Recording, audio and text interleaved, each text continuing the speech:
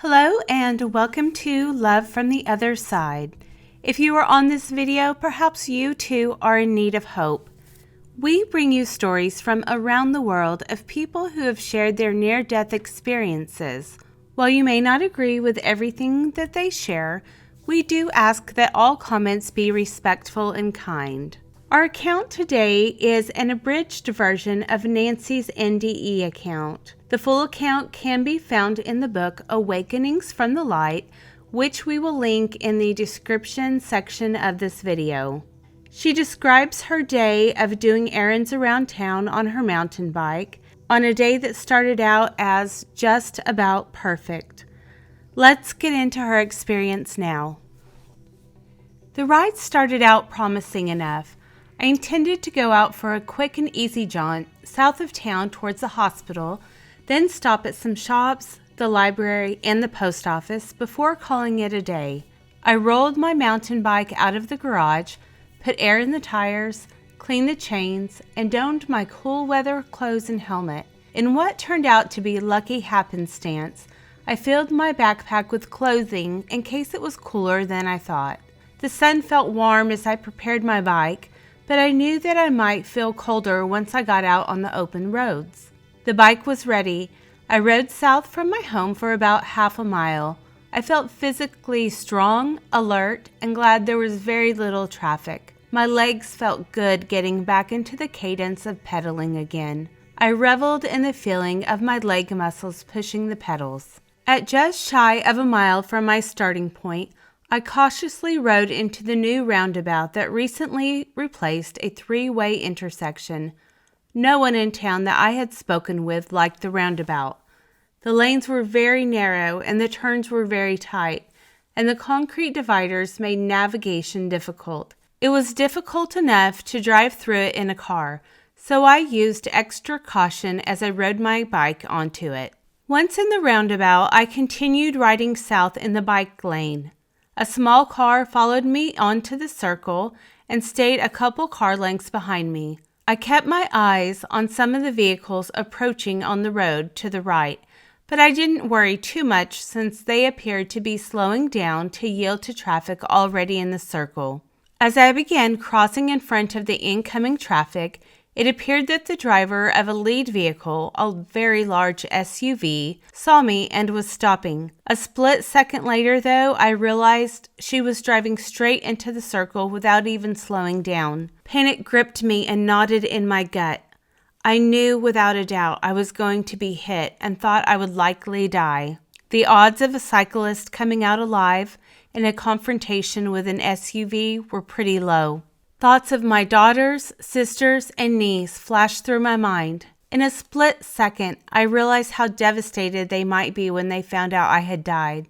I wouldn't witness my daughter grow into the amazing woman I knew she would be. I wouldn't see my niece marry the man of her dreams, or her daughter grow into a beautiful woman. I regretted that my sisters would be grieving over me. Losing another sister in our family would not be easy for them to endure. I tried to steer my bike to avoid a crash, but I couldn't get out of the SUV's way fast enough. The roundabout was narrow, and while I started to veer to my left to avoid a crash, I didn't have much room to maneuver. I remembered the car behind me, and I didn't want to do anything that would cause it to hit me as well. I felt trapped. The SUV continued into the circles as if the driver didn't see me. The worst thing I could imagine happened. The SUV hit me broadside from the right, impacting my right leg and rib cage. As it did, I tried to push it off with my right hand, hoping to propel myself out of the way of its tires. It didn't work. I felt my bike slipping away from under me, and I knew I was going down fast. In a flash of odd clarity, I figured that was it. I would die right there. Thoughts of my family and friends again went through my mind. Oddly, though, I didn't feel any physical pain. Somehow, I ended up on the SUV's hood. I remembered looking through the windshield to the driver and passengers before slipping further down the hood. It appeared that the driver was holding a cell phone in front of her on the steering wheel, but I couldn't be sure with the brief glance I had of her. Up on the hood, I couldn't find anything else to grab, so I began to slip down in front of the SUV. Without understanding how I got there, I soon found myself clinging to the front grille of a truck, hoping against hope that I wouldn't get pulled under the vehicle. Time seemed suspended. I felt as though I clung to the grille for hours. In reality, though, only seconds passed. I didn't know what happened to my bike. I assumed by now that it was under the truck's rear wheels. I had no idea why I wasn't there, too. Still, the truck continued to drive. It didn't stop when it hit me or when I was up on its hood. After what seemed like forever, but was probably only a few more seconds, I lost my grip on the SUV's grille and have a clear memory of grasping at the license plate, hoping again that I wouldn't be pulled under, terrified that I would be pulled under. I was in animal survival mode, doing anything possible to hold on and stay alive. Exactly what I feared would happen did. I lost my grip on the license plate. In another second, I was under the SUV, my helmeted head and left shoulder hitting the pavement with a pair of loud cracks. Oddly enough, though, I don't remember feeling any pain through this. I felt no pain at the initial impact with the truck, and still felt no pain as I struck the pavement. But I did feel fear deep in the pit of my stomach. That terror that I would be run over almost paralyzed me. By a stroke of light, I somehow retained my consciousness. Why didn't I black out? I still don't know. Now, several months later, after speaking with my doctors, I am more convinced that the blow to my head should have knocked me out cold, even with my helmet on. Most people in this situation would have lost consciousness, but if I had, there is no doubt I would have died. The vehicle's rear wheels would have ran over me. While remaining conscious turned out to be a terrifying experience that would later cause me some post-traumatic stress, it turned out to have been a blessing. Staying conscious saved my life. The SUV still moved and dragged me with it, my body pinned between the transfer case and the asphalt. My backpack, hips, legs, and shoes made direct contact with the road surface for approximately 50 feet. My pack and shoes even left a long skid mark that police would later use to determine the speed of the SUV during the duration of the accident. In those moments under the SUV, I whimpered like a hurt animal with only thoughts of survival on my mind and the need to stay away from the deadly rear tires. Oddly, my memory flashed back to 27 years, to a raccoon I accidentally struck and killed while driving home from college one night. Now I had a small glimpse into the terror that little animal probably felt in its last moments. Empathy, sadness, and remorse overwhelmed me as the SUV continued to drag me under it. Then I noticed something very odd. At that moment, I realized my consciousness was in two places at once. I didn't think much about it at the time, except, wow, that's weird. But later, even today, I still find it difficult to wrap my brain and emotions around the experience of dual consciousness. My training as a scientist couldn't provide an explanation for this, but the experience stuck in my memory. It seemed like the animal or survival-focused part of my consciousness stayed under the truck in my body, hanging to the axle, whimpering and trying not to get ran over. But that part was all about fear, raw emotion, and survival. But another part of my consciousness watched the whole accident unfold, from out in front and to the side of the SUV. How could this be? The displaced and observer me was oddly dispassionate about what unfolded. While it was definitely me, this part of my consciousness did not feel any panic or fear. She maintained an oddly calm state of being, thoughtful yet loving. She felt she was witnessing something sad, but also something that was supposed to happen just the way it was unfolding. I distinctly remember that observer me felt everything would be okay, so why be so frightened? My observer consciousness saw the front of the truck, read the license plate, saw the driver inside, the people from the other vehicles stopping to help and intervene, and eventually saw the SUV stop. I had this dual sense of consciousness for what seemed like hours, but in reality was only a few minutes. Being in two places was an odd state of being, and one I had no experience with. When I began to struggle to move, searing pain ripped through my pelvis and lumbar spine.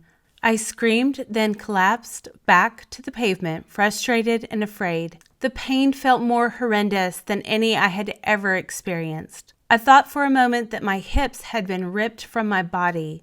At the very least, I thought that my back had been shattered. In that moment, I didn't fear death as much as I did the thought of never being able to walk again. I had enough consciousness left in my body to understand that the pain in my back and my inability to move were not good signs. I had a very real chance of coming out of this in a wheelchair. Even then, with all of that pain and the gut-wrenching fear of paralysis running through my mind, my animal instinct still wanted my body to get up and flee as I continued to squirm and panic in desperation. Eventually, I managed to wiggle enough to get my head and shoulders to a point where they were out from under the front of the SUV. I glanced over to my left and saw a pickup truck and a man with a cell phone. He seemed to be on the phone even as I whimpered something about calling for an ambulance. I turned my head to the right and saw the driver of the SUV. She screamed something to me in a foreign language. I had no idea what her words meant, but my animal mind instinct didn't care. It wanted me to get up and confront her. I'm not terribly proud of that instinct now, but in hindsight, I was in fight or flight mode. Since the pain was too intense to allow me to stand, I instead screamed back at her. With me yelling at her, she ran back to the side of her SUV and out of my line of sight. I later learned that she had jumped back into the driver's seat of the SUV and appeared to bystanders as if she was going to drive off. As I continued my struggle to get up and run, a blonde-haired woman, a ponytailed angel, ran up to me from my left. She knelt down next to me and said her name was Anne or Annie, I can't remember which now, and that she was a trauma nurse. She put her hands on my shoulders and told me gently not to move. It turned out that this simple gesture saved me from becoming a paraplegic, and I am utterly grateful to her from the depths of my soul. Unknown to me at the time, my first lumbar vertebrae, L1, in my lower back had shattered. Any attempt to stand, and that damaged vertebrae would have collapsed around my spinal cord, severing it and leaving me paralyzed. Anne stayed with me until the first responders arrived. Then she moved off to one side, still speaking with me to keep me calm. In a rush, firemen, police, and paramedics converged on the scene. Once the truck was moved, the paramedics surrounded me. It was then that both parts of my consciousness came back together. I can't explain how it happened. One moment, my mind was in two separate places, and in the next, both parts were back together in my broken body. I didn't feel or experience anything different or unusual. I simply noticed that I was back in being in one place again. Anne stayed with me during all of this, asking me questions to keep me focused on her while the paramedics worked to stabilize me. She asked if I wanted her to go to the hospital with me. I said yes, I wanted company, someone friendly to hold my hand and help keep my panic at bay. But once the paramedics moved me into the ambulance, Anne disappeared. I never saw her again. She didn't accompany me to the hospital, and I was never able to remember her full name. Whoever she was, I am truly grateful that she showed up that day just when I needed her. I don't remember arriving at the hospital or being wheeled out of the ambulance into the emergency room, although what happened there remains clear in my mind. Time slipped in a blur of vitals and medical evaluations. By 3 p.m., a neurosurgeon arrived from Boulder. His experience was in surgical intervention for severe back traumas, and he came highly recommended by the hospital. My trauma doctor and one of the nurses arrived to consult with the surgeon. The surgeon studied my scans and proclaimed bluntly that it was a miracle that I wasn't paralyzed or dead. I wasn't sure whether to be scared or relieved at that. All in all, I felt deeply grateful to have been spared. After talking among themselves, the doctors came to my bedside to explain my injuries to me. All the signs pointed to a full recovery in about a year to 18 months. Most people don't look forward to Mondays. I usually counted myself in that group. But today, 3 days after my accident, was my first step in getting my mobility back. So impatience could not be held in check. Closer to 3 p.m., my surgeon and his team arrived to explain the actual procedure in more detail. The surgery itself would last about 2 hours, after which I'd be brought back into the recovery and eventually returned to ICU. At 4 p.m., an hour later than the originally scheduled start time, one of the nurses came to wheel me into the operating room. As the nurse pushed me inside, I noticed the unusual color of the room. Bright sunflower yellow instead of the usual cold, sterile white I'd come to expect in hospitals. The anesthesiologist adjusted the IV drip and joked about it being time for cocktails. Then I drifted off. I did drift off as the anesthesiologist gave me my cocktail, but it wasn't to the gray state of nothingness that I expected. I abruptly found myself standing in a spectacular landscape, unlike anything I had ever experienced. Warm breezes drifted across my skin. Beautiful vistas of meadows and distant mountains surrounded me, and a pervasive, loving presence overwhelmed me in its intensity. My mind tried to wrap itself around what was happening. It felt so real.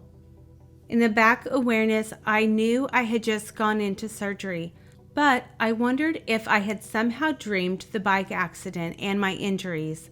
This place felt more real to me than any on earth. Surrounding me was a landscape of gently rolling hills, flower-filled grassy meadows, towering deciduous trees in full leaf, trees taller and more grand than anything here on earth, and a sense of a light mist floating as though it were more of a humid summer morning. The sky gleamed in a very light pearly blue, something similar to what you might see on the ocean shore, with wispy clouds and a very bright but somewhat diffused light. My surroundings captured most of my attention. Below the surface forms and colors of everything in the landscape, I somehow also saw or sensed vibrating energy. I'm not sure how to describe it.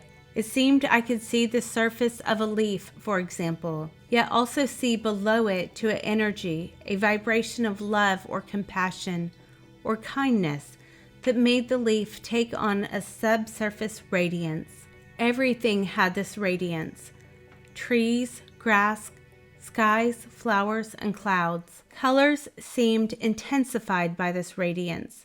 The feeling of love flowed through everything and heightened at this radiance. Through it all, I sensed and somehow physically felt an incredibly profound feeling of peace, rightness, goodness, and love flowing through my body. I cried, literally wept, at how beautiful it all was to myself, and that it was definitely an okay place to be during my surgery. Much better than the gray nothingness I expected. I didn't know where I stood or how I came here, but I felt at home, right, and at peace. The beauty I saw in those first moments really does deserve a capital B. It wasn't just pleasing to the eye, there was something deeper to it. More harmonious, more blessed, more powerful. Everything felt tied together by an enormous amount of love and peace. Somehow I knew that the beauty of the landscape around me was a product of unconditional love on a cosmic scale. While this took my breath away, the sense of overwhelming peace and love completely ensnared me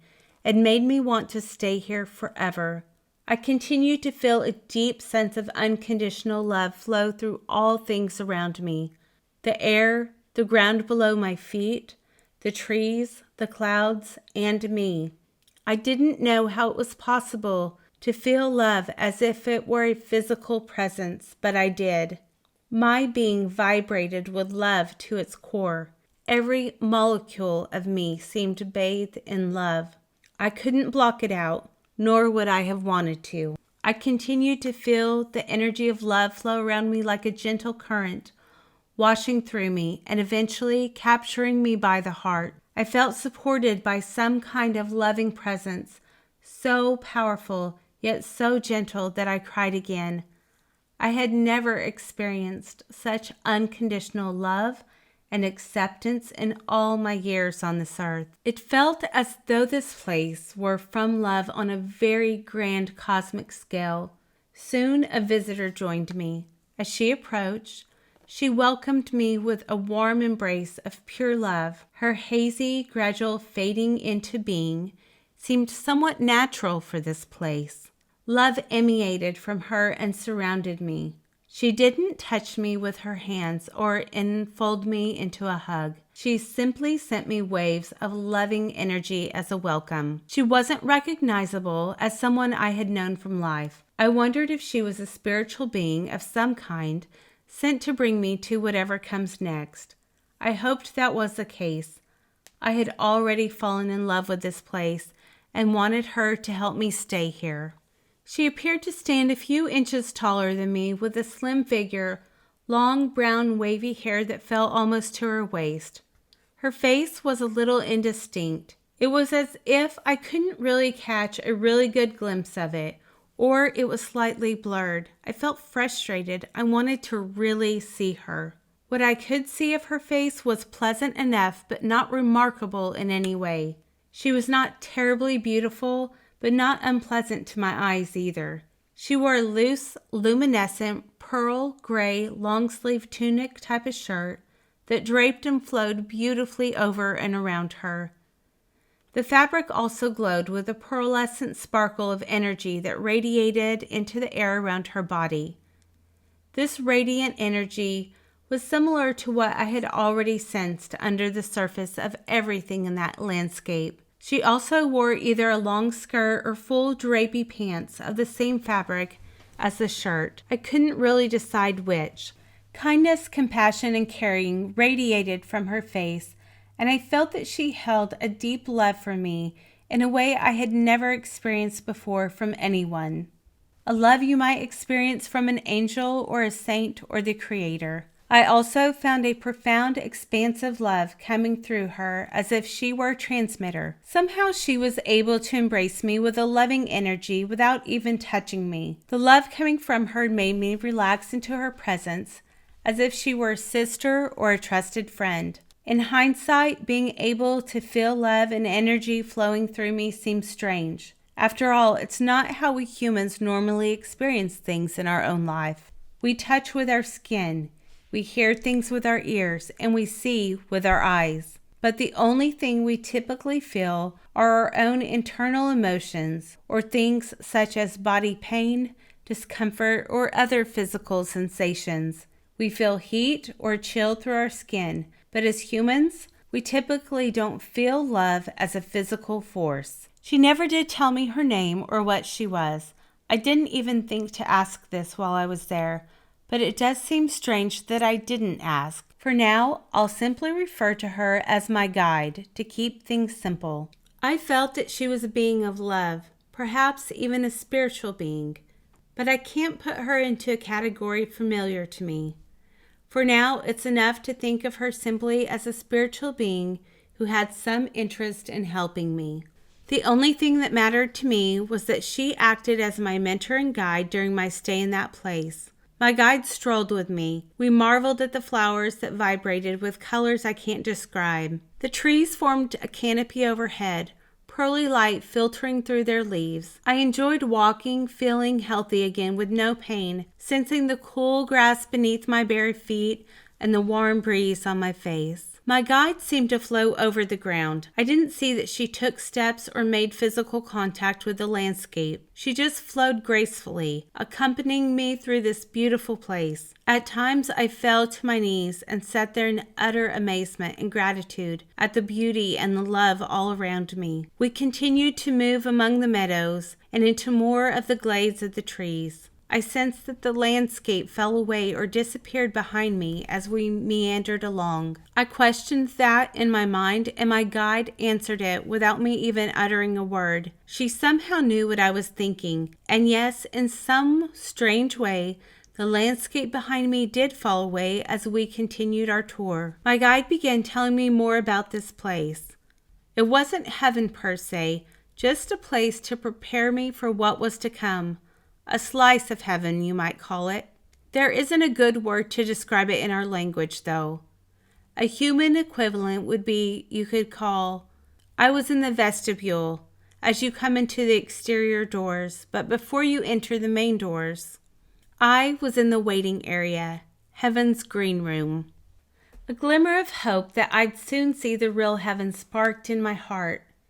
If this was the waiting area, just imagine how amazing the full experience of heaven would be. She went on to explain that she chose to be a voice to me from many others beyond where we are now.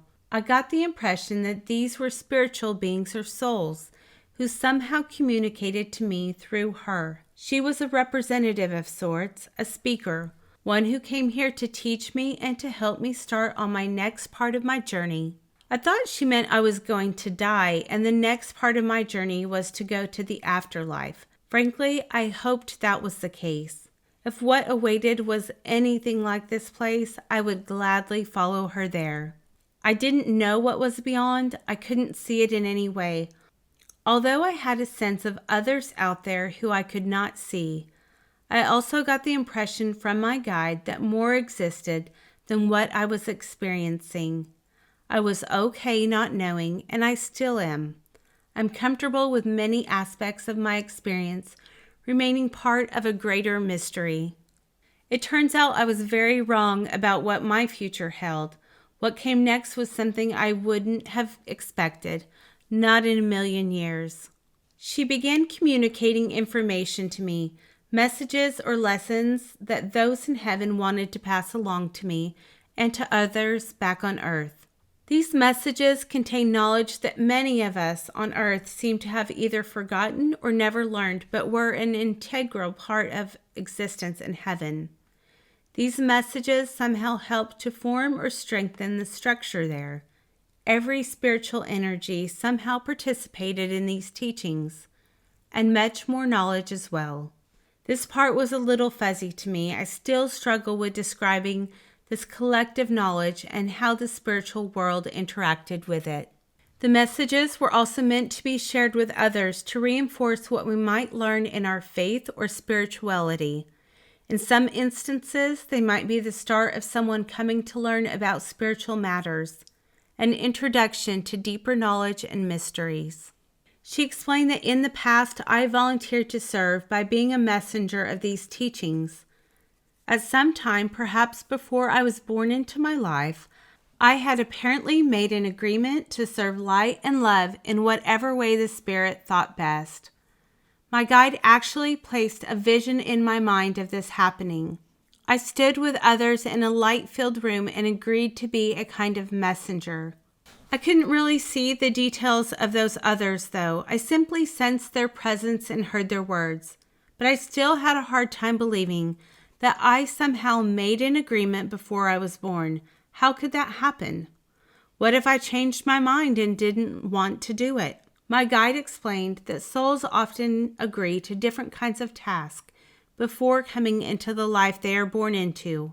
We might refer to these as callings. Some tasks are small in scope, and some, like Nelson Mandela's, are very large, but they're all voluntary. My waking self on earth had no conscious memory of this agreement, but my guide gently reminded me of it. She made it clear that now was the time where I would be fulfilling my part of the contract. But since it was voluntary, I could also decide not to follow this calling. A very palpable sense of weight of responsibility overwhelmed me.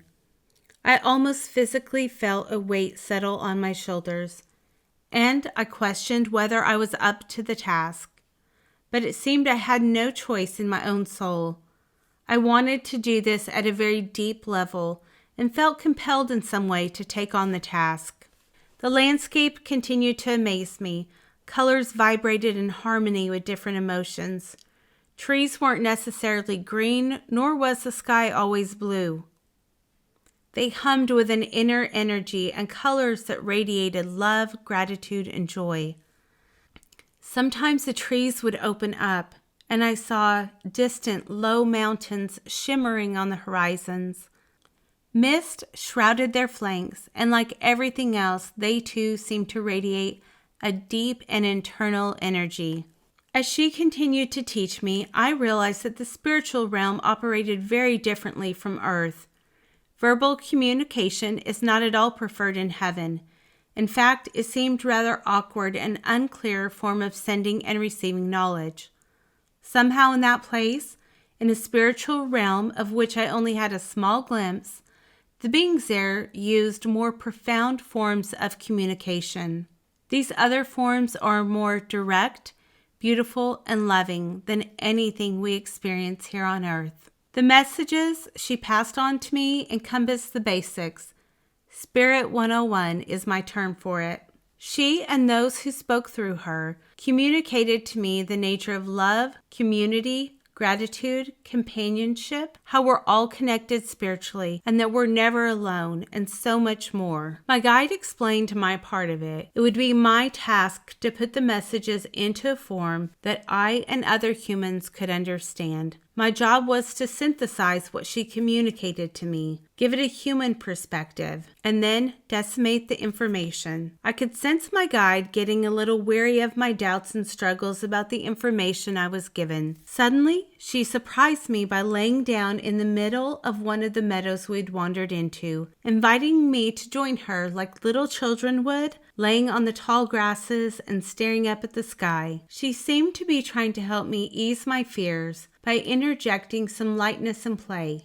It worked. We stared up into the shimmering cobalt blue sky, watching the clouds drift by and giggling like little girls. We were simply friends out enjoying the warm, sunny summer day and gazing up into the sky looking for rabbits and dragons and horses, camouflaged as clouds. I had some moments of fun staring up into that beautiful shimmering blueness, trying to name shapes that came and went as quickly as breath, spotting cloud animals in heaven. What a trip. I assumed that a spiritual existence would be all seriousness and stern faces, but she allowed me to see how playful, loving, and joy-filled it could be. She stayed there with me, remaining quiet and letting everything sink into my mind while I watched the sky. I completely enjoyed the peace and love of this place, and still felt amazed at the sense of a loving presence permeating everything. I didn't want to give any of that up. I couldn't imagine leaving, even though I had been told I would return to Earth. In hindsight, I think she was giving me one last chance to enjoy that place before coming back to life on Earth, to a broken body lying in a hospital. Eventually, she rolled over onto her side and looked at me saying, "I need to go soon.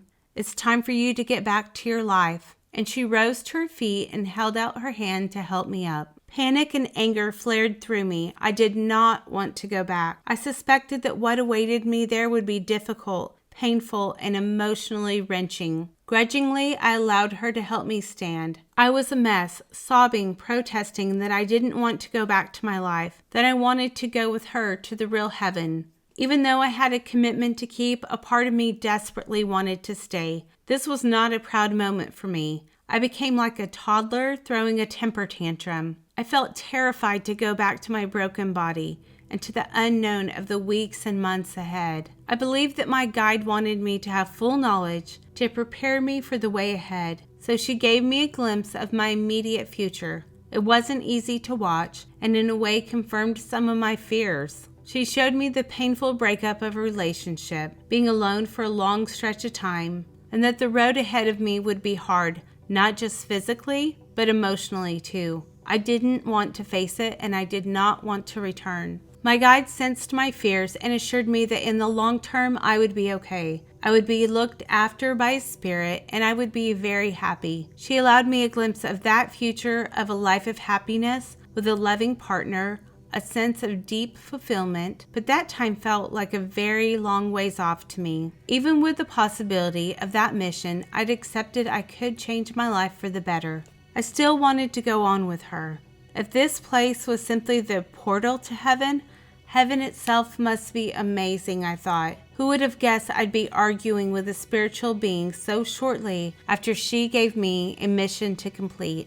But the truth was that I really didn't want to leave. When I was there, I felt the love of a spiritual presence through every atom of my being. That love was warm from inside, supportive and light. I felt embraced, accepted, understood, and part of an amazing family of beings of love and light, a very real, tangible part of creation. I didn't want to leave it, not for a second.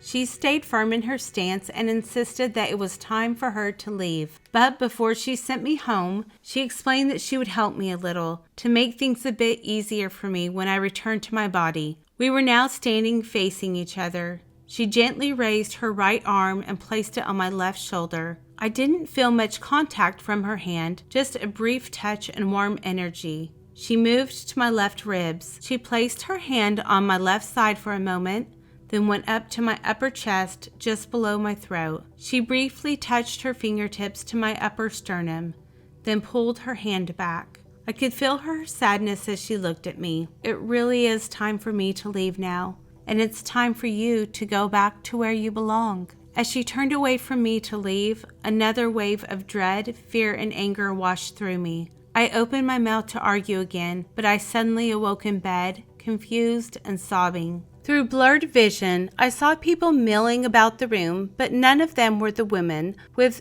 whom I had just spent what felt like weeks. I already missed her more than words could express. Her loss and the loss of that place caused waves of grief to course through my entire body. I wanted her at my side to ease my fears, and I couldn't understand why she wasn't with me anymore. Tears flowed down my cheeks. I felt as a child would, pulled away from its mother by strangers, knowing it would be a very long time before I'd see her again. The struggle to come to grips with being on Earth again began.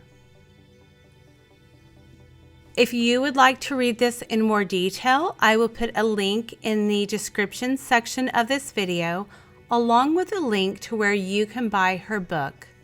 Thank you again for spending your time with us.